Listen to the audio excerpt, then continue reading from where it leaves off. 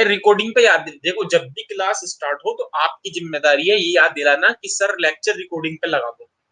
उससे आपकी कई फायदा है, क्योंकि आप लेक्चर उसको दोबारा देख सकते हैं ना। हाँ देखो, एक क्वेश्चन डिस्कस कर दिया, रिकॉर्डिंग पे नहीं लगा पाया मैं। हाँ तो आपको क्लास शुरू होते ही सबसे पहले मैसेज ये करना है, सर लेक्चर को रिकॉर्डिंग पर लगा दो, इतना लिख कर भेज दो, नहीं याद आ जाएगा। मैं भूल जाता हूँ ना, यहाँ से क्लिक करना पड़ता है। सही है भाई, याद रखेंगे। क्या मुझे डेली याद दिलाएंगे सर रिकॉर्डिंग पर लगाना है? डेली याद दिलाएंगे कि क्लास शुरू होता है कि सर बस एक मैसेज कर दो, कोई भी कर दो कि सर रिकॉर्डिंग पर लगा दो, इतनी लाइन लिख दो। चलो क्वेश्चन नंबर 2 डिस्कस कर लेते हैं। क्वेश्चन नंबर 2 ये कह रहा था, what is the correct for 10 gram of calcium carbonate. 10 gram calcium carbonate के लिए क्या करेक्ट है वो देख लेते हैं भाई हम। देखो, एक चीज तो मैंने आपको बताई कि जब भी आपको ग्राम एटम दे तो ग्राम एटम का मतलब आप समझ के चलना नंबर ऑफ मोल्स, ये होता है ग्राम एटम का मतलब। सही है भाई, ये पहली बात तो ये पल्ले बांधो अपने कि ग्राम एटम्स का मतलब है नंबर ऑफ मोल्स। क्लियर। चलो अब 10 ग्राम कैल्शियम कार्बोनेट है, सबसे पहले मोल्स निकाल लो।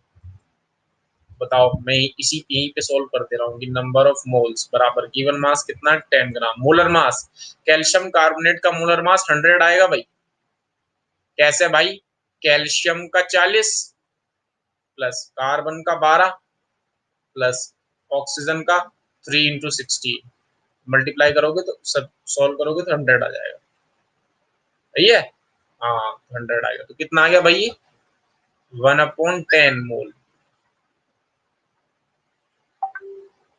हमें यही बताना है कि कौन सा करेक्ट है। हाँ सही। व्हाट इज द करेक्ट, कि करेक्ट चीज क्या है। सही सही सही सही सही। कह रहा है कि it contains 1 gram atom of carbon, तो इतने मोल है। सही, 1/10 मोल। तो मुझे बताओ, अगर 1 मोल है कैल्शियम कार्बोनेट का, 1 मोल,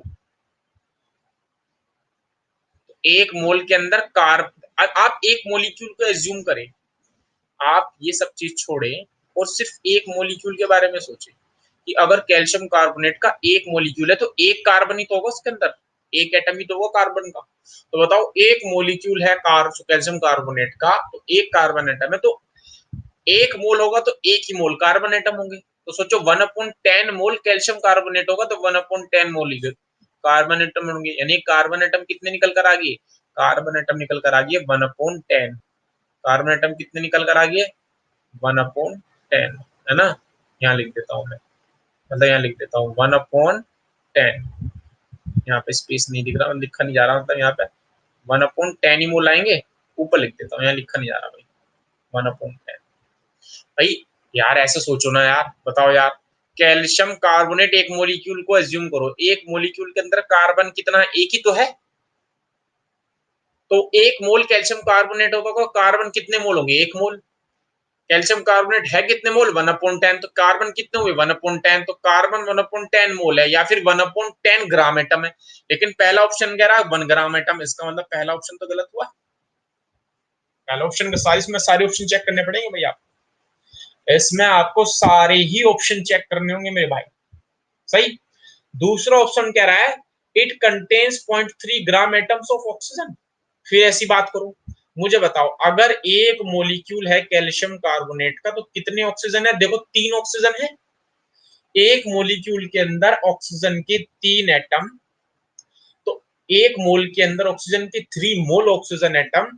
तो बोलो, अगर कैल्शियम कार्बोनेट के 1/10 मोल है तो ऑक्सीजन के कितने होंगे? 1/10 × 3, यानी कितना आ जाएगा? 0.3 मोल ऑफ ऑक्सीजन एटम। मोल बोलो या फिर ग्राम एटम बोलो, एक ही बात है। तो 0.3 ग्राम एटम, ये तो इसका मतलब ऑप्शन बी ठीक है, इसी लगा दो, आगे चेक करने की भी जरूरत नहीं। जब ऑप्शन बी ही मैच कर दिया और एक ही करेक्ट है ऑप्शन, तो बी लगा के खत्म करो।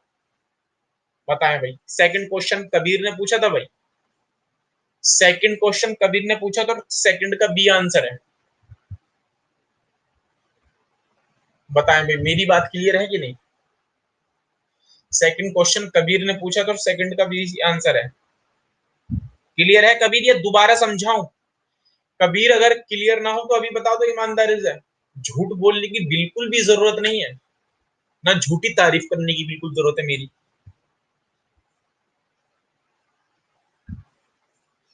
बता दो भाई। कबीर सर दोबारा बता दो। नंदनी नंदनी कह रही है दोबारा बता दो। चलो जी, नंदनी के लिए दोबारा। देखो नंदनी भाई, अगर मैं इसको हटाऊं,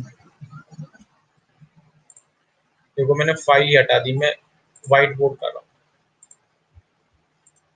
वो कह रहा था, देखो समझना भाई, 10 ग्राम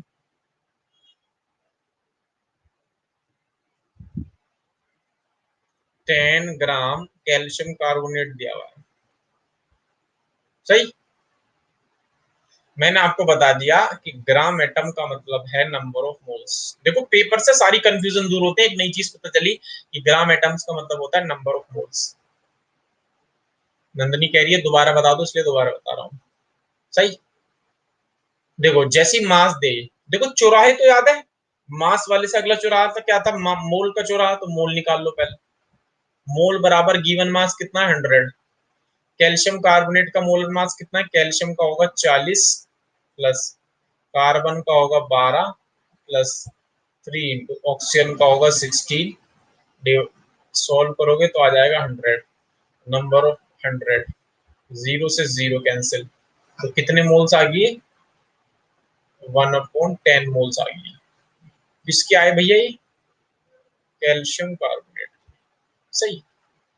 एक मोलिक्यूल की स्टडी करने से पता ये चला, कैल्शियम कार्बोनेट की एक मोलिक्यूल की स्टडी करने से पता चला कि उसके अंदर जो कैल्शियम एटम है वो एक है।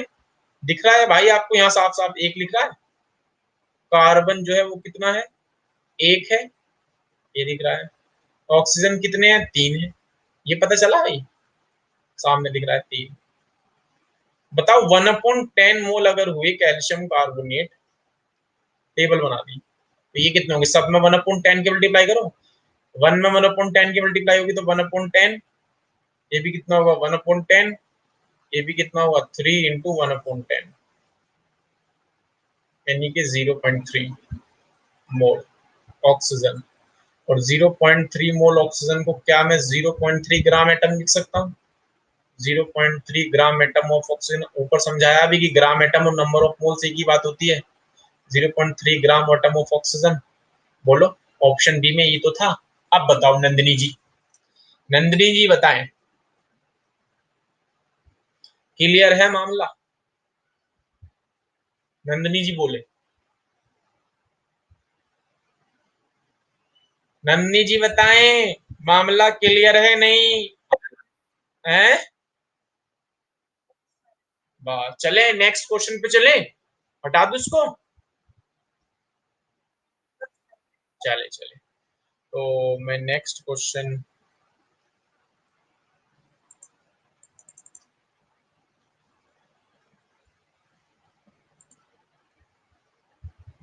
तो नेक्स्ट क्वेश्चन जो है मैं उठा ले रहा हूँ। कितने क्वेश्चंस हो गए हमारे,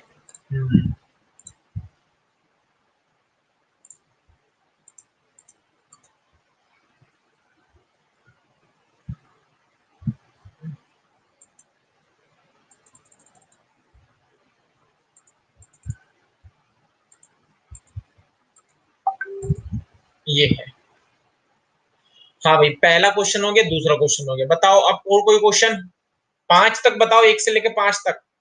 आपकी स्क्रीन पे 1 से लेकर 5 तक क्वेश्चन आ रहे हैं, बताओ 1 से लेकर 5 तक कोई आंसर क्वेश्चन बताना है नहीं, 1 से लेकर 5 तक बोलो भाई। फिफ्थ, चलो और कोई। फोर्थ बता दूं, फोर्थ से तो पहले कुछ नहीं, पहला हो गया, दूसरा हो गया, फोर्थ बता दूं, ठीक है। फोर्थ कह रहा है, if the atomic mass of sodium is 23, the number of moles in 46 gram of sodium is. किसने पूछा भाई ये फोर्थ, फोर्थ किसने पूछा है, नाम बोलो। तनिष। बेटा तनिष, इतना फर्जी क्वेश्चन भी पूछने लगे तुम, इतना फर्जी क्वेश्चन, तुम तो बहुत अच्छे बच्चे हो यार, इतना फर्जी क्वेश्चन पूछोगे। मास दे रखा है, मोल निकालने हैं, देखो श्री ने आंसर दे दिया, given mass upon molar mass, खत्म, टाटा बाय बाय, गया। तनिष यार ये नहीं, ये तो तुमने यार दिल दुखाने वाली बात कर दी है। तो गिवन मास कितना है 46, मोलर मास कितना है 23। तो भाई 23 टू जा, इसमें क्या बताऊं भाई, एक लाइन का क्वेश्चन में तुम घूम गए। सही है। चल, हाँ ये छोटे छोटे क्वेश्चन में कंफ्यूज नहीं होना, चलेगी। पांचवा कौन किसने पूछा था कि पांचवा बताना है?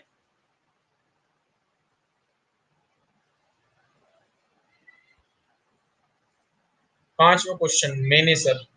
अच्छा पांचवा question, out of 1 gram dioxygen, देखो 1 ग्राम तो डाइऑक्सीजन है, 1 ग्राम एटॉमिक ऑक्सीजन मतलब सिंगल ओ, और 1 gram ozone, the maximum number of oxygen atom are contain, बताना सबसे ज्यादा ऑक्सीजन एटम किसके अंदर होंगे। तो मैं करने की कोशिश करता हूं, अगर मैं करने की कोशिश करूंगा मेरी हिम्मत बनेगी, मेरी हिम्मत बनेगी, आपकी हिम्मत बनेगी, आप अच्छे मार्क्स लाओगे, अच्छे मार्क्स लाओगे तो अच्छा होगा।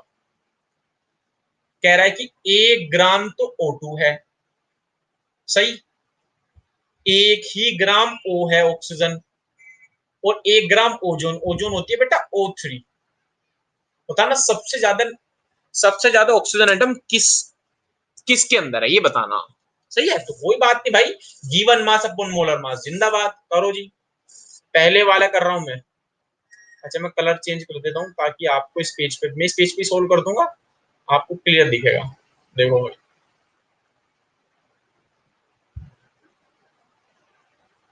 गिवन मास कितना है 1 ग्राम, मोलर मास O2 का मोलर मास कितना होगा कौन बताएगा भाई, O2 का मोलर मास, O2 का मोलर मास कितना होगा कौन बताएगा? 32, बिल्कुल सही। तो देखो ये तो मोल्स आए, आपको निकालने एटम, है ना। तो मोल्स में अगर आप Na की मल्टीप्लाई करो तो मोलिक्यूल्स आ जाएंगे, तो 1/32 इंटू Na, ये आगे मोलिक्यूल चौराहा याद करो, मास के चौराहे से मोल का चौराहा, मोल के चौराहे से मोलिक्यूल्स का चौराहा, और मोलिक्यूल्स के चौराहे से एटम का चौराहा, ये मोलिक्यूल्स आ गया। अब एटम के चौराहे पे पहुंचो, एटम का चौराहा क्या था, एटोमिसिटी क्या है भाई 2, 2 की मल्टीप्लाई कर दो तो एटम आ जाएंगे, तो कितना आ जाएगा 2/32 मल्टीप्लाई बाय Na, ये आ गया भैया एटम फाइनली। पहले वाले Na की वैल्यू रखने की जरूरत नहीं, अब इसमें आ जाओ। 1 ग्राम ऑक्सीजन में गिवन मास 1, मोलर मास 16 क्योंकि सिर्फ सिंगल ऑक्सीजन है। मोलिक्यूल्स निकालो, 1/16 मल्टीप्लाई बाय Na, एटम्स निकालो। भाई इसकी यहाँ तो 1 लिखा हुआ है, एटोमिसिटी 1 ही है, तो बराबर इतने आ जाएंगे 1/16 इंटू Na। सही है, आगे चलो भाई। तो देखो ये तो दोनों बराबर ही होगी, 2 1 216, ये दोनों तो बराबर ही होगी भाई, Na/16 बराबर, यानी कि फैसला जो होगा वो अगले वाले में होगा भाई। 1 ग्राम O3 कितना होगा भाई, 48 होगा नहीं होगा मोलर मास, सही। मोलिक्यूल्स निकालो, 1/48 इंटू Na, सही।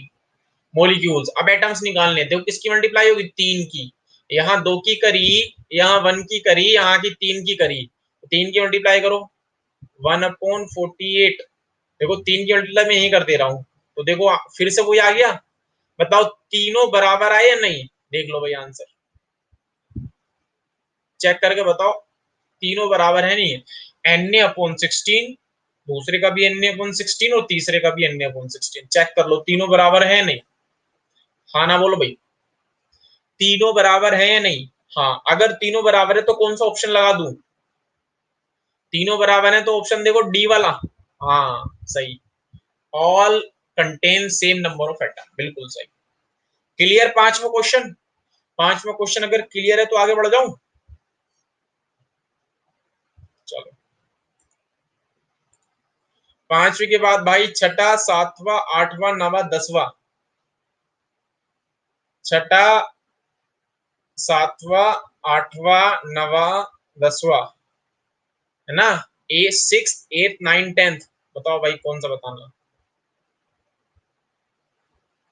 थोड़ा सा ऊपर कर देते हैं, 6 एंड 7 बताना है, 6 एंड 7, 6 बताना और 7 बताना, ओके और बोलो कोई चलो पहले 6 कर लेते हैं, 10 भी बताना है, 6 भी बताना है, 7 भी बताना है, 10 भी बताना है। 8 9 तो नहीं बताना, सारे हो जाएंगे फिर तो। देख लो 8 9 तो नहीं बताना, 8 9 नहीं बताना हो तो वो भी बता दूंगा। 6 बताना, 7 बताना और 10 बताना, तीन आ गई। 8th 9th में तो किसी कोई कंफ्यूजन नहीं, 8वें में और 9वें में। 8th और 9th में किसी को कंफ्यूजन नहीं। चलो पहला क्वेश्चन नंबर 6 करते हैं। कह रहा है कि 1 मोल अगर P4 मोलिक्यूल्स है उसके अंदर कितने मोलिक्यूल्स होंगे। कितना बेकार क्वेश्चन है, इससे बेकार क्वेश्चन मैंने अपनी पूरी जिंदगी में नहीं देखा भाई। कैसे, क्योंकि 1 मोल, हाँ 1 मोल के अंदर कितने होते हैं भाई, 6.022 into 10 to the power 23 molecules. इतने तो मोलिक्यूल्स ही होंगे। देखो भाई, क्यों, क्योंकि एक मोल के, सोचो एक मोल P4 एज्यूम करो दिमाग में, जैसे चिप्स का पैकेट एज्यूम करते हो तो क्या एक मोल P4 क्या होगा, ऐसा पैकेट जिसके अंदर क्या भरे होंगे P4, कितने भरे होंगे Na बोले तो 6.02 10^23। क्या ऑप्शन दिख रहा है, नहीं। लेकिन एटम के देखो, मोलिक्यूल के ऑप्शन एक 4 है एक 1 है, तो दोनों कट, ये तो नहीं मैच कर रही। एटम्स निकाल लो, सोचो एटम्स निकालने के लिए मोलिक्यूल्स आ गया है, एटोमिसिटी 4 है, बताओ इसमें कितने की मल्टीप्लाई कर दूं एटम निकालने के लिए। श्रेय ने आंसर दिया लेकिन गलत दिया, एटम निकालने के लिए 4 की मल्टीप्लाई कर दूं। देखो सृष्टि ने सही आंसर दिया, क्यों, अरे P4 की एटोमिसिटी 4 है, तो अगर मैं 4 की मल्टीप्लाई कर दूंगा तो एटम निकल जाएंगे, 4 6 24। डी ऑप्शन देखो भाई, नंदिनी, नंदिनी डी ऑप्शन देखो, आया नहीं आया, नंदिनी डी ऑप्शन आया कि नहीं आया।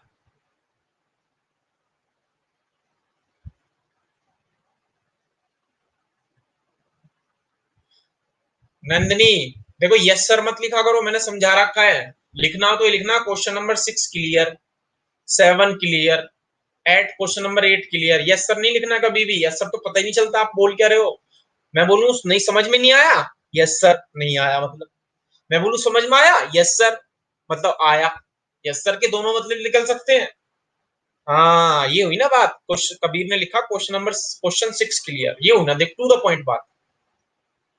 सृष्टि ने बहुत अच्छी बात लिखी है, 4 एन नहीं लिख सकते, सही सही। अब क्वेश्चन नंबर 7 पर आ जाए भाई, क्वेश्चन नंबर 7 पर आ जाए, चलो क्वेश्चन नंबर 7 पर आ जाते हैं ना। चलो क्वेश्चन नंबर 7 की बात, the number of sodium atoms in 2 moles of sodium ferrocyanide is. 2 moles है सोडियम फेरोसाइनाइड के, उसमें सोडियम के एटम बताने हैं भाई।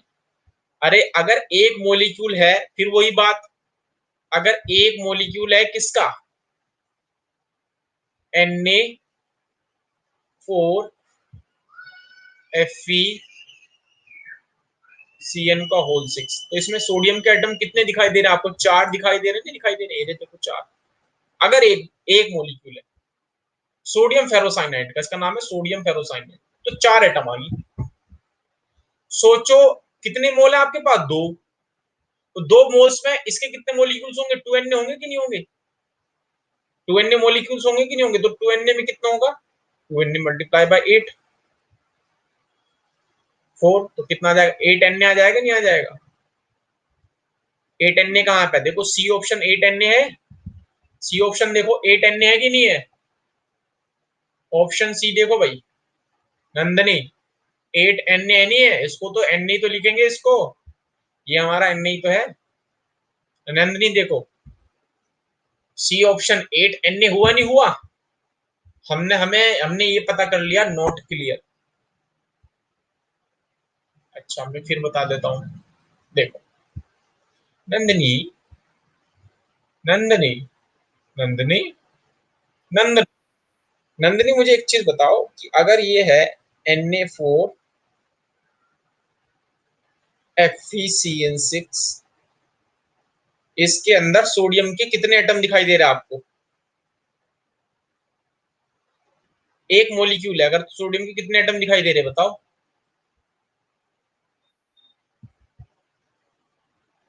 नंदनी बताओ, सोडियम के कितने एटम दिखाई दे रहे हैं आपको। है 56। बेटा 56 कहां से आ गया? 4, हाँ 4 सही, 4 आ गया। अब आपका मकसद है ये निकालना कि सोडियम फेरोसाइनाइड जो मोलिक्यूल है कितने हैं। कितने मोल्स है भैया? 2 मोल। तो बताओ 2 मोल्स में कितने होंगे? एक मोल्स में Na, तो 2 में कितने होंगे? 2Na। सही। मोल कितने आ गए हमारे? 2Na आ गई। तो अगर एक मोलिक्यूल्स में 4 सोडियम एटम, तो 4 2Na में कितने? 4 इंटू 2Na। अरे 1 रुपए की 4 टॉफी, तो 2 रुपए की कितनी टॉफी? 2 इंटू 4। ये नहीं पता पर क्लास 8 की चीज? तो कितना आ गया? 4 2 8 Na। 8Na मैच करो, कौन सा ऑप्शन है? अरे Na का मतलब एवोगैड्रो नंबर ही तो है। ये नहीं दिख रहा आपको? C option 8Na। 8 ये दिख रहा है और ये Na नंबर, Na लिखा हुआ है। बोलो भाई नंदनी। Question number 7 clear. ये हुई ना बात, ये लिखा इस बार आपने बहुत जबरदस्त। Question number 7 clear. चलो जी।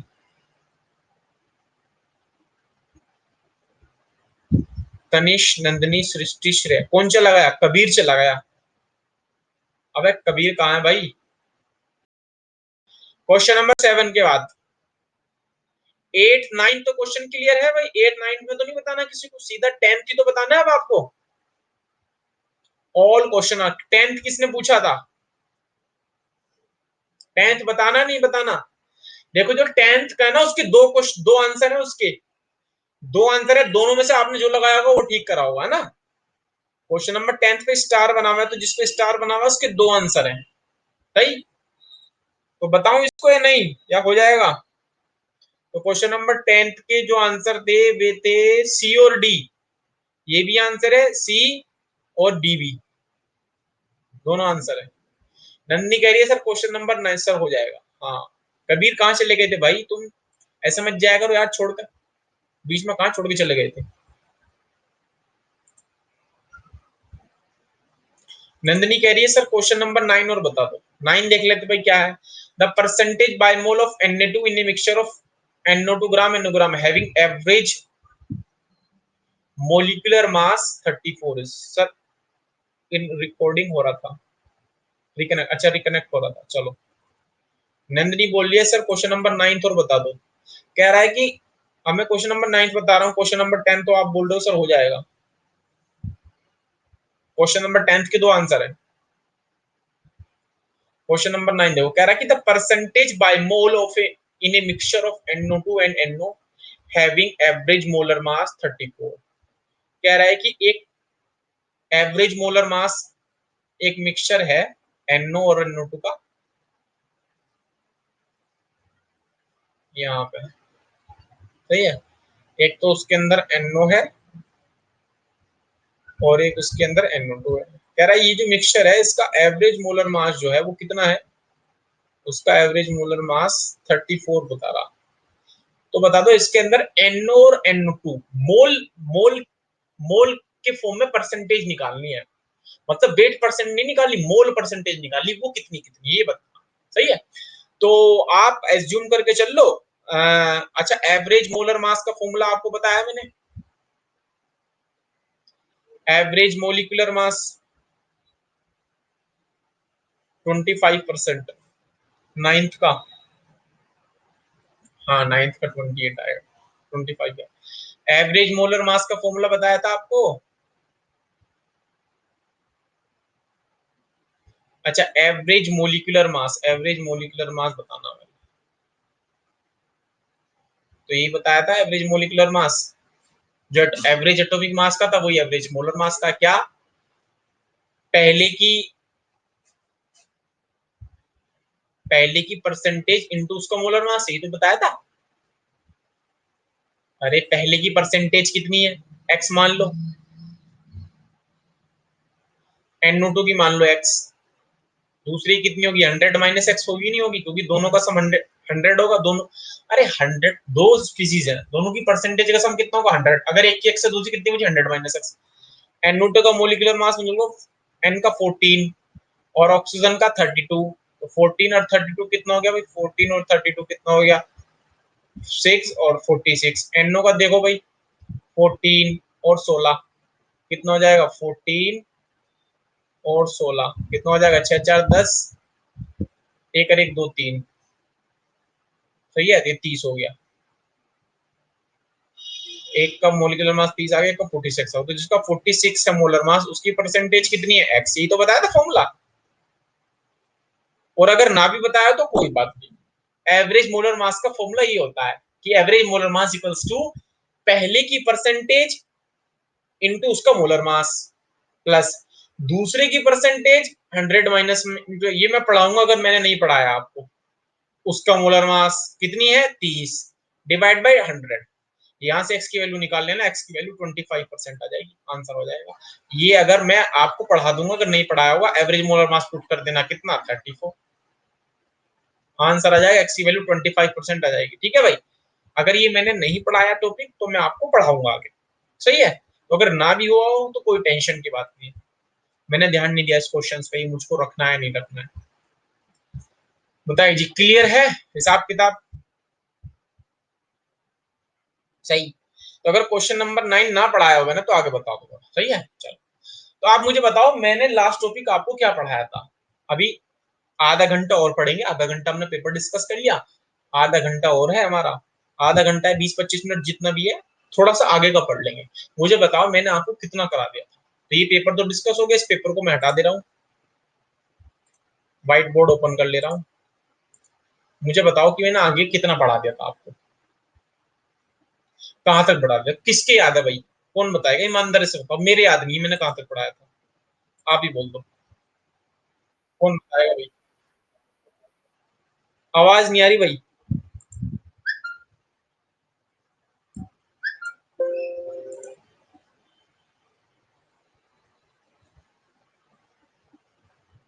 आवाज नहीं आ रही मुझे। Conversion table and some questions, conversion table करा दी थी मैंने,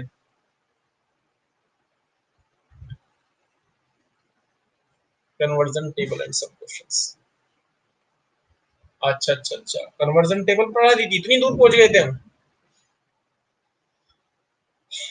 कन्वर्जन टेबल के फॉर्मूले लिखा दिए थे मैंने,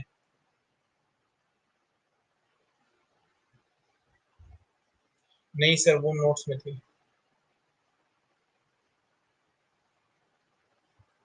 अरे मुझे ये बताओ यार, मैंने कराया कहाँ तक था ना, ये बताओ यार, ऐसे तो मजा नहीं आएगा, कोई कुछ बता रहा, कोई कह रहा नोट्स में थे, फलाने थे ढिमकाने थे, हैं। हाँ चौराहा तक पढ़ाया था मैंने, अभी कहूँ कंसंट्रेशन टर्म्स कन्वर्जन टेबल कहाँ से आ गई भाई, नंदिनी ने तो कन्वर्जन टेबल अंदर कर दिए, कहाँ से आ गई भाई, ये तो मैंने पढ़ाई नहीं। जो नोट्स मैंने आपको दिए ग्रुप पे, तो मैं वो थोड़ी ना पूछ रहा हूँ, मैं पूछ रहा हूँ मैंने कहाँ तक पढ़ाया था। चौराहा तक पढ़ा देता, जहां पे चौराहे की बात कर रहे थे, याद करो। मेरे अब याद आया भाई, मेरे याद नहीं था, अब याद दिलाया इन्होंने कि एक चौराहा किसका था, मास का, एक चौराहा किसका था, मोल्स का, एक चौराहा किसका था, मॉलिक्यूल्स का। हाँ जी नंदनी जी बताओ, एक चौराहा किसका था, एटम्स का, यही था। और फिर यहाँ चौराहा किसका था, नहीं सर वो नोट्स में थी।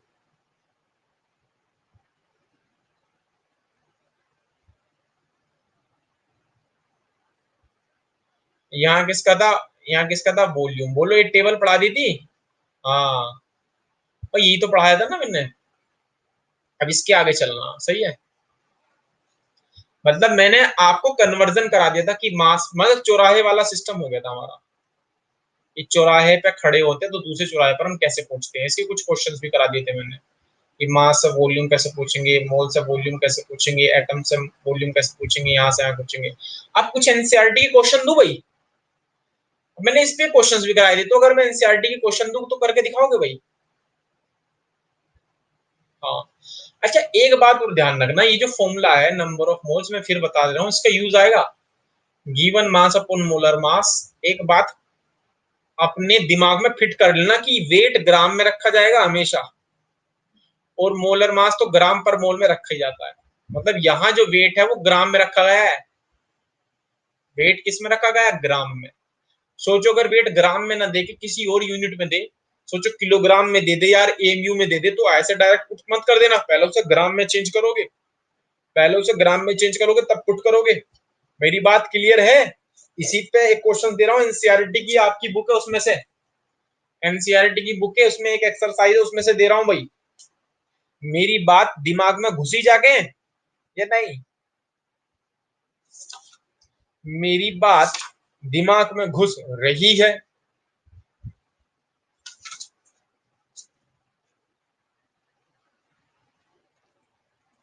चलो, 3 क्वेश्चन दिए एनसीईआरटी, एनसीईआरटी का एक्सरसाइज है आपकी, और उसका क्वेश्चन है 1.33। आपकी जो बुक है, बुक नहीं होगी तो परचेज कर लेना, है ना? तो क्वेश्चन नंबर है एक्सरसाइज का 1.33, आप ही को करनी है एक्सरसाइज का पहला क्वेश्चन, मतलब पहला पार्ट है क्वेश्चंस का।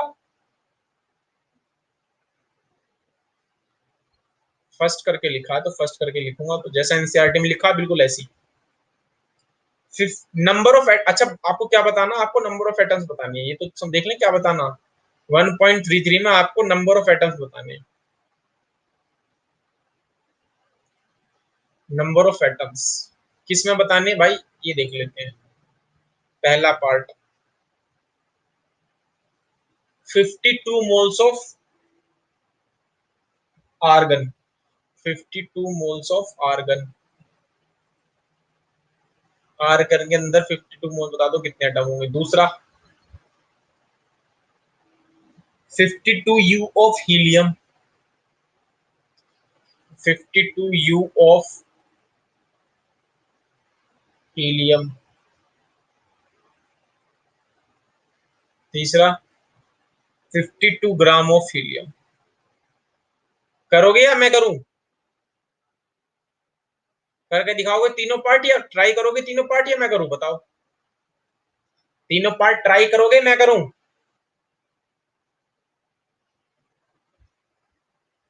तीनों पार्ट ट्राई करोगे या मैं करूं? पहले का है 1.52, तीनों का आंसर दो। ऐसे लिखना कि फर्स्ट का आंसर ये, सेकंड का ये, दूसरे का ये, है ना? पहले का आंसर 52 एन ए, बिल्कुल सही है भाई, पहले का आंसर 52 एन ए आएगा, एकदम सही है सबका, बिल्कुल सही। कैसे भाई, एक मोल में एन ए होंगे तो 52 में कितने होंगे? 52 एन ए होंगे भाई, है ना? एटोमिसिटी तो 1 ही है, तो जितने मोलिक्यूल्स आएंगे उतने एटम्स आएंगे, तो 52 एन ए आ जाएगा आंसर। पहले का आंसर है 52 into N A, hence proof. दूसरा बताओ, दूसरा है 52 u of helium, 13 N A, गलत। कबीर ने आंसर दिया 13 एन ए, गलत आंसर है। और बोलो कोई। देखो ये मोल्स दिए हुए थे, यू, यू क्या होता है? यू किसकी यूनिट है? यू, सोचो यहाँ मोल्स दिए हुए, तो क्वेश्चन नंबर 2 में क्या दिया हुआ है, क्या दिया हुआ है और किस में दिया हुआ है, दोनों चीज इंपॉर्टेंट है। अभी बात अभी बता के हटाऊं बस, कि भैया याद रखना ये फॉर्मूले में ये चीज इसमें होती है, अभी बताया था कि इस फॉर्मूले में, याद करो क्या बताया था, इस फॉर्मूले में ये चीज इसमें होती है, सिर्फ चीज बताई थी मैंने भी आपको, इस फॉर्मूले में ये चीज इसमें होती है, बताई थी नहीं बताई थी?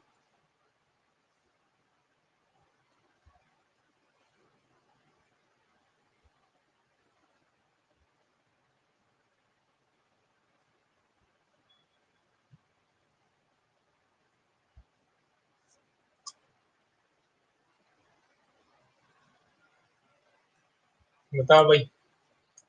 सर ये थर्ड का आंसर है। अच्छा थर्ड का आंसर दिया आपने, सेकंड का बताओ ना पहले। थर्ड में यार तुम कोई चीज, सेकंड का तो बताओ पहले। सेकंड का देखो, सेकंड बहुत अच्छा क्वेश्चन है, second is very important question, ये हर किसी से नहीं होता। मोस्ट इंपोर्टेंट क्वेश्चन है सेकंड वाला, क्योंकि सेकंड वाला क्वेश्चन आपके कंफ्यूजन दूर करेगा, कॉन्सेप्ट दूर करेगा भाई, इसलिए मैंने उस पर लिख दिया मोस्ट इंपोर्टेंट। हर कोई, हर किसी से नहीं होता सेकंड वाला क्वेश्चन। देखो यू दिया हुआ, यू मतलब मास, तो मास का फॉर्मूला तो एक ही होता है नंबर ऑफ मोल्स निकालने का, नंबर ऑफ मोल्स बराबर गिवन मास 52। अब देखो यहाँ का आदमी फंस जाता है, अपॉन मोलर मास, हीलियम का कितना होता है 4। अरे मास तो यहाँ ग्राम में रखना है और आपने रख दिया यू में, गलत है। तो यू को पहले ग्राम में चेंज करो। आप जानते हो 1 U लिखो या फिर 1 AMU लिखो। 1 U या फिर 1 AMU याद कराया था कितने ग्राम होता है, 1/N ग्राम होता है कि नहीं होता है? 1/N ग्राम याद कराया होगा जब मैंने आपको एटॉमिक मास पढ़ाया होगा और बताया था ये, इस पर कान पे अंगूठा दे लेना, इसको याद कर लेना। हाँ, तो 52U को पहले ग्राम में चेंज करेंगे तो ग्राम में चेंज होने पर कितना हो जाएगा 52/Na। अब हुआ है ग्राम में, अब सोल्व करेंगे आगे। और मोलर मास तो 4 है ही, डिवाइड कर देंगे तो कितना आ जाएगा जी 13/Na। और ये क्या है भैया मोल्स। क्या निकालने एटम्स। तो एटम्स निकालने के लिए क्या करेंगे मल्टीप्लाई कर देंगे किसकी Na की। एक Na तो पहले नीचे रखा हुआ है, एक Na तो पहले नीचे रखा हुआ है और एक Na आप मल्टीप्लाई कर दिया। Na से Na कट जाएगा, Na से Na कैंसिल और क्या आ जाएगा भाई 13 एटम आ जाएगा। ओनली 13 एटम आएगा नहीं आएगा बोलो 13 एटम्स, 13 एटम। हाँ ना बोलो भाई। क्लियर है सेकंड क्वेश्चन? बहुत बारीकी है भाई इसमें। जब जब मास यू में AMU में मिलीग्राम में किलोग्राम में देगा तो उसको खींचकर ग्राम में लाओगे पहले, उसको खींचकर उसको पकड़ना है और पकड़कर ग्राम में चेंज कर देना। यू को ग्राम में चेंज करने का क्या तरीका है 1/Na। तो यू को ग्राम में चेंज करा तो 1/Na की मल्टीप्लाई कर दी भाई, हो गया काम खत्म। क्वेश्चन 13 एटम्स आ गई, हो गया एनसीईआरटी क्वेश्चन। चले जी थर्ड बताए, question number third. Question number third का आंसर, क्वेश्चन नंबर थर्ड का तो शायद दे ही दिया कबीर ने। क्वेश्चन नंबर थर्ड का आंसर,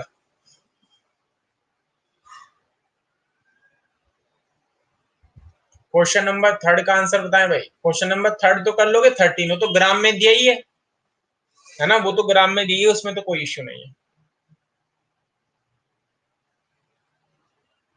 बिल्कुल सही, बिल्कुल सही, वेरी गुड वेरी गुड, शानदार शानदार शानदार शानदार, जबरदस्त, जिंदाबाद। सही सही सही, तो इसका 13 में आ जाएगा है ना। चलिए भाई क्लियर है तो आगे बढ़े। हाँ 13 चलो आगे बढ़ो भाई। अच्छा मैं जितना कराया करूंगा मैं स्टडी मटेरियल को इसी, ये जो पेज है ना ये अपलोड हो जाते हैं लेक्चर में, तो आपके उसमें एक स्टडी मटेरियल का ऑप्शन आता होगा, तो ये सारी स्लाइड आपको वहां मिल जाएगी। मैं सेव कर देता हूँ, मैं अब सेव कर रहा हूँ आज से। तो अगर आपको पीछे का देखना हो, रिकॉर्डिंग देखनी हो, रिकॉर्डिंग भी अवेलेबल है, मतलब मैंने क्या लिखा है वो भी स्टडी मटेरियल में अपलोड रहेगा, देखना आज का, देख लेना चाहे आप, जब मैं अपलोड करूंगा ना आज देखना। अब आ जाओ भाई, अब हम नेक्स्ट टॉपिक पे चलते हैं।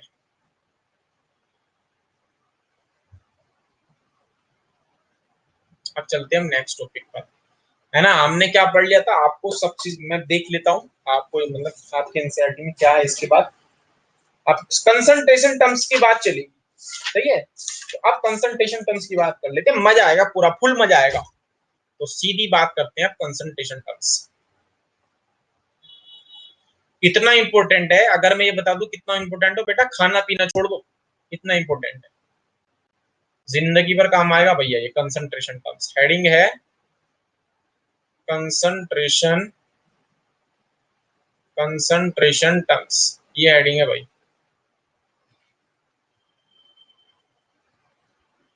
सही है। तो कंसंट्रेशन टर्म्स की हेडिंग है। पहली बात तो देख लेते हैं डिफाइन किसके लिए है, किसकी बात करते हैं। ये कंसंट्रेशन टर्म्स जो होते हैं वो डिफाइन होते हैं सॉल्यूशन के लिए। किसके लिए डिफाइन होता है भैया, सॉल्यूशन के लिए। अब सवाल उठता है भैया सॉल्यूशन क्या होता है। सॉल्यूशन एक होमोजीनियस मिक्सचर होता है। क्या होता है भैया, सॉल्यूशन होता है होमोजीनियस मिक्सचर। होमोजीनियस मिक्सचर होता है दो या दो से ज्यादा कंपोनेंट का, और उन कंपोनेंट को क्या क्या बोलते हैं, एक होता है सोल्यूट, एक कंपोनेंट होता है सॉल्यूशन। एक सोल्यूट होगा, एक सॉल्यूशन, सॉरी सोलवेंट, ये उल्टा लिख दिया मैंने, मैंने कुछ और सोच रहा था। देखो ध्यान कहीं और रहता है तो अलग ही कुछ अलग ही थी सोलवेंट।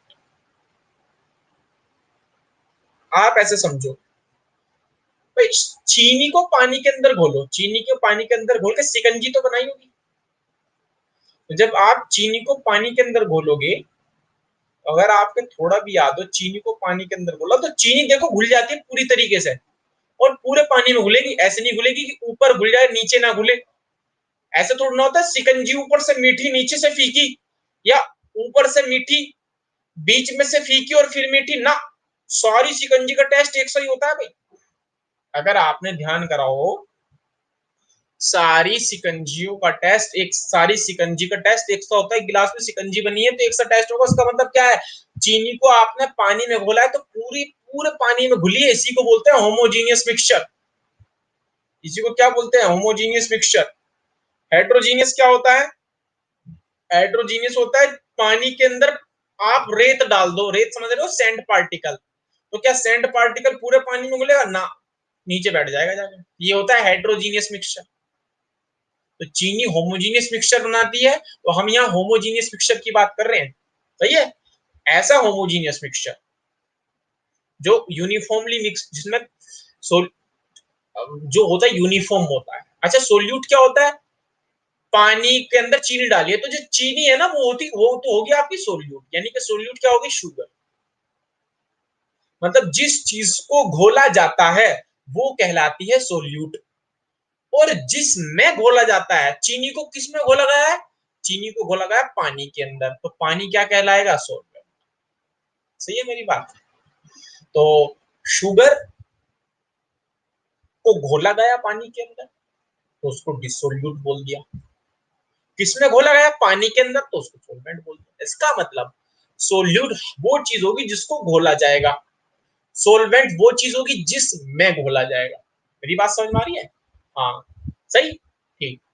तो शुगर तो सॉलिड होती है ना, शुगर क्या होती है, सॉलिड। ये होगी सॉलिड। यानी कि सॉलिड हमेशा क्या होगा, सोल्यूट। और पानी कैसा होता है, लिक्विड। और लिक्विड क्या होगा, हमेशा सॉल्वेंट। यानी कि अगर दो चीज है आपके पास, एक सॉलिड और लिक्विड, और दोनों को घोल कर सॉल्यूशन तैयार कर रहे हो, तो आंख बंद करके ही बता सकते हो कि जो सॉलिड होगा वो सोल्यूट कहलाएगा और जो लिक्विड होगा वो सॉल्वेंट कहलाएगा। क्योंकि सॉलिड ही पानी लिक्विड में घुलेगा, लिक्विड थोड़ी ना घुलेगा सॉलिड। मैं थोड़ा ना बोलूंगा पानी को चीनी में घोल दिया, ऐसे बोलते हैं क्या, पानी को चीनी में घोल दिया। अरे चीनी पानी में घुलती है, पानी थोड़ा ना चीनी में घुलेगा। नंदनी बोल रही है सर हम तो ऐसे ही बोलते हैं अपने घर, हम बोलते हैं कि पानी को चीनी में घोल कर शिकंजी बना लो।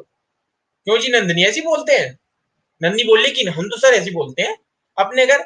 हम क्या करते हैं, जब शिकंजी बनानी होती है हम कहते हैं बेटा, मेरी मम्मी कहती है कि, या फिर हम कैसे करते हैं, चीनी के अंदर पानी घोलते हैं, पानी घोलते हैं और सब शिकंजी बनाते हैं। हम तो ऐसे बोलते हैं, ऐसे ही बोलते हैं नंदनी, बोलो। नंदनी बोल रही है कि हाँ हम तो ऐसे बोलते हैं। अरे ऐसे तो नहीं बोलते। नंदनी कर दो मैसेज एक बार, ऐसे ही बोलते हैं क्या, पानी के अंदर चीनी घोलते हैं, चीनी के अंदर पानी घोलते हैं, बताओ। हाँ, पानी के अंदर चीनी, शुगर के, पानी के अंदर चीनी मतलब वाटर के अंदर शुगर। सही, हाँ। सोचो अगर दोनों चीज लिक्विड हो, जैसे कि एल्कोहल पानी में घोलते हैं, एल्कोहल होते हैं, एल्कोहल कंज्यूम करते हैं लोग, तो एल्कोहल को जो पानी में घोलते हैं, तो सोचो दोनों चीज लिक्विड हो, तब कैसे डिसाइड करोगे क्या सोल्यूट है क्या सोलवेंट है। अरे मुझे आप बताओ, जो चीज कम हो जाएगी, जो चीज कम हुई वो सोल्यूट हो जाएगी, जो कम ज्यादा हुई वो सोलवेंट हो जाएगी। यानी कि अगर आपके पास एल्कोहल है, एल्कोहल, और आपके पास वाटर भी है, तो दोनों लिक्विड है, तो आप तो डिसाइड नहीं कर पा रहे हैं कि कौन सोल्यूट होगा कौन सोल्यूट। तो जो कम होगा, तो अमूमन तौर पे एल्कोहल ही कम ली जाती है, और पानी जो ज्यादा होगा, लार्ज, तो जो कम होगा उसको नाम दिया जाएगा सोल्यूट, और जो ज्यादा होगा उसको नाम दिया जाएगा सोल्वेंट। जो कम होगा उसको नाम दिया जाएगा सोल्यूट, और जो ज्यादा होगा उसको नाम दिया जाएगा सोलवेंट। सही है। नोट्स मैं आपके ग्रुप में भी शेयर कर दूंगा और यहाँ भी आपको लिखने मिलेंगे। सही है, तो डबल डबल नोट्स जाएंगे, कहीं से भी आप नोट करके अपनी कॉपी को बना। तो अगर मैं, क्या अगर मैं पूछूं कि आपको सॉल्यूशन की डेफिनेशन क्लियर, तो आप बोलोगे दो या दो से ज्यादा कंपोनेंट का जो होमोजीनियस मिक्सचर होता है उसको बोलते हैं सॉल्यूशन। सॉल्यूशन दो चीज से मिलकर बना होता है, एक होती है सोल्यूट, दूसरा होता है सोलवेंट। सोल्यूट उसको बोलते हैं जिसको डिसॉल्व किया जाता है, सोलवेंट उसको बोलते हैं जिसमें डिसॉल्व किया जाता है। अगर एक सॉलिड है और एक लिक्विड है तो लिक्विड हमेशा सोलवेंट होगा और सॉलिड हमेशा सोल्यूट होगा। और अगर दोनों ही लिक्विड है तो जो कम होगी वो सोल्यूट होगा और जो ज्यादा होगा वो सोलवेंट होगा। बताओ भाई, concentration terms solution solute solvent clear है नहीं है? अभी कंसंट्रेशन तो की बात ही नहीं करी, अभी तो मैं सोल्यूशन की बात कर रहा हूँ। सोल्यूशन सोल्यूट सोलवेंट क्लियर है या नहीं? हाँ ना बोलो भाई। अगर आपने चीनी पानी के अंदर घोली होगी तो आप समझ जाओगे, और अगर कभी जिंदगी में आपने चीनी पानी के अंदर नहीं घोली होगी, शुगर पानी के अंदर डिजोल्व नहीं करी होगी, तो भाई फिर मुश्किल है। नहीं डिजोल्व होगी तो आज किचन में जाना, पानी लेना एक गिलास, उसमें चीनी घोलना, देखना पी के देखना उसको, यानी कि पूरा एक ही टेस्ट दिखाई देगा, एक ही टेस्ट लगेगा आपको, ऐसा लगेगा पूरा एक ही मीठा। ऐसे नहीं कि ऊपर से मीठी, बीच में से फीकी, फिर मीठी, ऐसा कुछ नहीं होता। हाँ चलो, अभी हमने पढ़ा सोल्यूशन क्या, सोल्यूट का, सोल्यूट क्या और सोलवेंट। अब हम पढ़ेंगे कंसंट्रेशन टर्म्स क्या। तो मैं आपको ये बता देता हूँ कंसंट्रेशन टर्म्स क्या है। Next,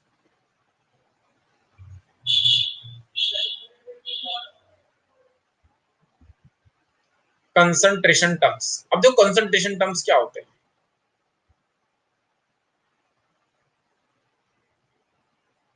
concentration terms, concentration terms,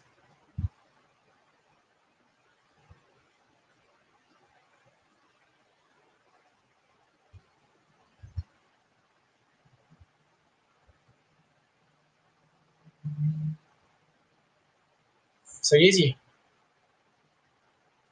concentration terms हो जाए, सही है। हाँ चलो,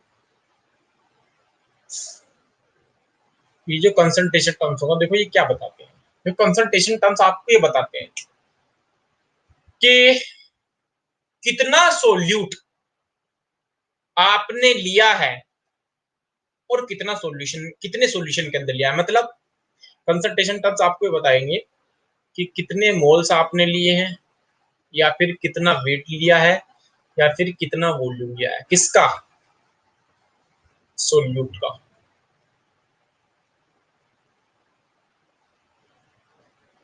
किसके अंदर, कंटेनर में सोलवेंट रखा रहेगा, है ना।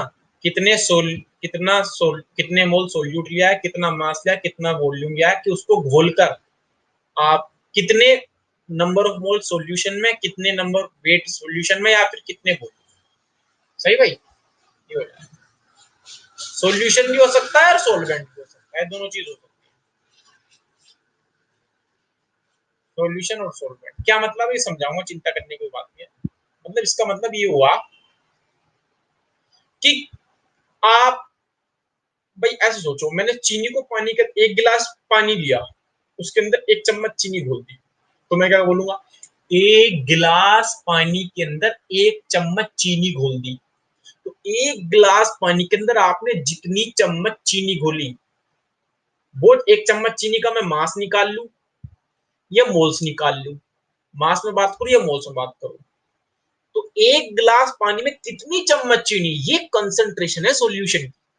या फिर एक गिलास पानी में आपने कितनी एल्कोहल मिलाई, तो लिक्विड का तो वॉल्यूम लेते हैं, तो मैं बोलूंगा, मान लो मैंने बोला 100 ml पानी के अंदर मैंने 50 ml एल्कोहल मिला दी, तो 150 बाई, मतलब 100 के अंदर कितनी ला रखी है, 50, तो ये क्या होगी, कंसंट्रेशन होगी, किसकी, सोल्यूट की। किस सोल्यूट क्या है, एल्कोहल। यानी कि सोल्यूट आपको इस बारे में जानकारी देता है कि भाई कितने सोलवेंट में या फिर कितने सॉल्यूशन में। मैं ऐसा भी बोल सकता हूं कि 50 ml ली हमने, मैं ऐसे भी बोल सकता हूं 50 ml ली हमने क्या, एल्कोहल, सही, और 100 ml क्या लिया, पानी, तो टोटल कितने में, कितने का सॉल्यूशन बनेगा, 150 ml का, 150 ml का सॉल्यूशन बन जाएगा दोनों को मिला के। तो मैं ऐसे भी बोल सकता हूँ कंसंट्रेशन क्या, कि भाई 150 ml सॉल्यूशन के अंदर 50 ml जो है वो अल्कोहल प्रेजेंट है, ये भी कंसंट्रेशन होगी। तो सॉल्यूशन के रेस्पेक्ट में लो, या फिर सिर्फ सॉल्वेंट के, मैं ऐसे भी बोल सकता हूँ कि 50 ml अल्कोहल 100 ml पानी के अंदर प्रेजेंट है, ये भी कंसंट्रेशन है, ये भी कंसंट्रेशन, दोनों में थोड़ा थोड़ा फर्क हो, है ना। लेकिन आप कंसंट्रेशन की फील्स लो कि कंसंट्रेशन टर्म्स है क्या, उसकी फील होनी चाहिए, क्या होनी चाहिए, फील होनी चाहिए कि भाई कंसंट्रेशन टर्म्स आपको ये बताता है कितना सोल्यूट लेकर आपने कितना सॉल्यूशन तैयार किया है, या फिर कितना सोलवेंट तैयार किया है, मतलब कितने सोलवेंट में या फिर कितने सॉल्यूशन के अंदर आपने कितना सोल्यूट मिलाया है, ये आपको बताएगा कंसंट्रेशन। बताएं भाई मेरी बात क्लियर है नहीं, हाँ ना बोलो। कंसंट्रेशन टर्म्स क्लियर है नहीं, हाँ ना बोलो भाई।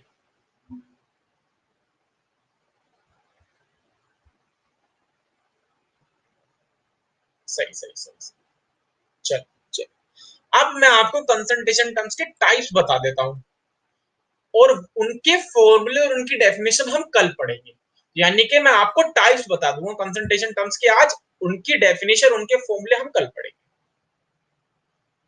है ना, क्योंकि टाइम भी हो रहा है, मेरी नेक्स्ट क्लास भी है, तो 12th की नेक्स्ट क्लास है मेरी, क्लास 12th की। बढ़िया चलेगा आपका बैच मस्त। जब लॉकडाउन खत्म हो जाएगा तब देखना आप, धुएं उठा दूंगा भाई साहब, आप भी धुएं उठाओगे, मैं भी। टाइप ऑफ, एक महीना हो रहा है बस लॉकडाउन का सर, मुश्किल से एक महीना और मानो, एक महीना और पढ़ लो ऐसे, फिर आमने सामने मुलाकात होगी। टाइप ऑफ कंसंट्रेशन टर्म्स,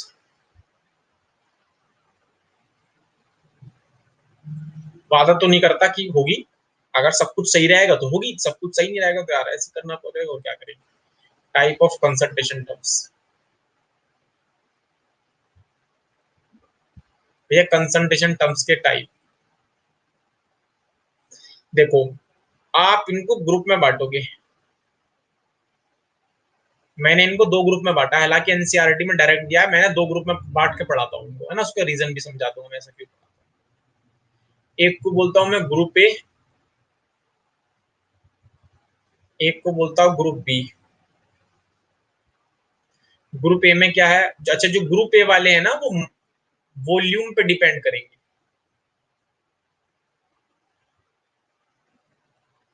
और जो ग्रुप बी वाले हैं वो मास पे डिपेंड करेंगे, बस इतना फर्क है।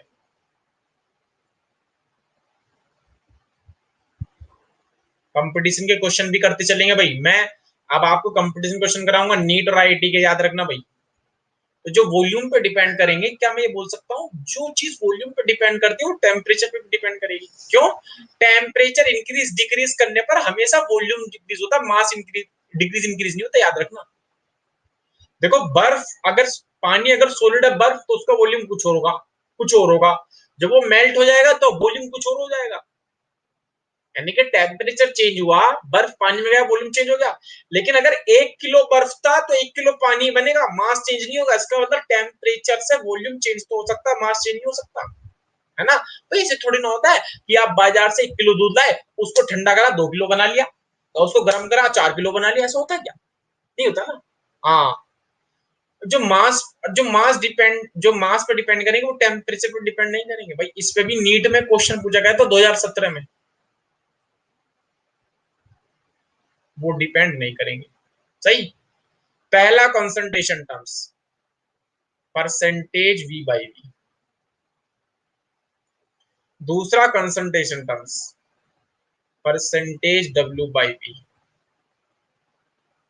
तीसरा कंसंट्रेशन टर्म्स परसेंटेज, सॉरी, तीसरा है capital M, molarity, capital M, उसको बोलते हैं मोलैरिटी, पहले लिख देता हूं मैं, मोलैरिटी डिनोट करते हैं कैपिटल एम से। चौथा कंसंट्रेशन टर्म्स नॉर्मेलिटी, लिखते हैं एन से। नीट का क्वेश्चन भी करा दूंगा मैं, चिंता मत कर। तो चार तो ये होगी, चार इधर होते हैं। इसका पहला होता है परसेंटेज डब्ल्यू बाई डब्ल्यू, या परसेंटेज बाय मास। सेकंड होता है मोल फ्रैक्शन एक्स। थर्ड होता है मोलैलिटी। ये टेबल याद कर आना, फिर कल मैं इसको समझाऊंगा। मोलैलिटी। और फोर्थ है ppm, पार्ट्स पर मिलियन। मोलैरिटी को डिनोट करते हैं स्मॉल एम से, और मोलैरिटी को डिनोट करते हैं कैपिटल एम से। ये वाले सारे टेम्परेचर पे डिपेंड करेंगे, टेम्परेचर पे डिपेंड नहीं करेंगे। सही है भाई। ये टेबल आप याद करके लाना। इसका दूसरा नाम होता है परसेंटेज बाय वॉल्यूम भी बोलते हैं, ये भी बोल सकते हैं परसेंटेज बाय वॉल्यूम। सही। इसको दूसरा नाम परसेंटेज बाय मास।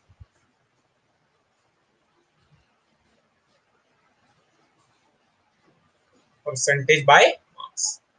तो क्या ये टेबल याद करके लाएंगे कल? इस टेबल को डिटेल में कल पढ़ेंगे। टेबल याद करेंगे भाई। हाँ ना बोलो कि हाँ सर मैं याद करके लाऊंगा। मैं याद करके लाऊंगा। टेम्परेचर डिपेंडेंट वाले ग्रुप ए है, मास डिपेंडेंट वाले ग्रुप बी है, मैं सारे याद करूंगा। ग्रुप ए में थे percentage V by V, percentage W by V, molarity, normality. Group B में थे percentage W by W, X, molarity, ppm. Yes sir यार, फिर यस सर लिख दो। अब मैं लिखूं, मैं बोलूं याद करके नहीं लाओगे, देखो यस सर। याद करके लाओगे, यस सर। तो कोई फर्क ही नहीं समझ में आ रहा यस सर का, यस सर से करेंगे याद। हाँ, I will learn it. English में बोलो, हिंदी में बोलो, उर्दू में बोलो, पंजाबी में बोलो, लेकिन यस सर ना लिखे बस। हाँ चलो, बिल्कुल सही। तो आपका काम है कल इसको लर्न करना, और कल के बाद हम इस टेबल को डिटेल में पढ़ना शुरू करेंगे, और आप देखोगे चैप्टर में इंटरेस्ट आपको बढ़ता चला जाएगा। ठीक है जी। चलें जी, इसी के साथ कल मुलाकात होगी। तब तक के लिए धन्यवाद। सेव कर देता हूं मैं ये मटेरियल, या आपको अपलोड हो जाएगा।